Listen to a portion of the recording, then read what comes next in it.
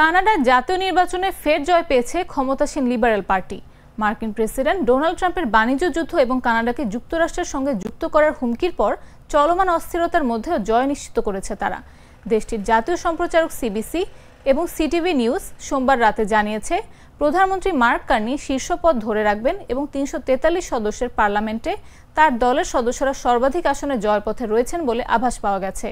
তবে ট্রাম্পের হুমকির মুখে কানাডার পক্ষে নিজেকে একজন চ্যাম্পিয়ন হিসেবে উপস্থাপনকারী অর্থনীতিবিদ কার্নি কি সংখ্যাগরিষ্ঠ সরকার গঠন করতে সক্ষম হবেন নাকি তাকে কোনো ছোট দলের সমর্থনের উপর নির্ভর করতে হবে তা এখনই বলা যাচ্ছে না। এর আগে স্থানীয় সময় সোমবার জাতীয় নির্বাচনের ভোট শুরু হয়। পুরোপুরি পাল্টে যাওয়া এক রাজনৈতিক পরিবেশের মধ্যে কানাডাবাসী তাদের নতুন সরকার নির্বাচন করেছেন।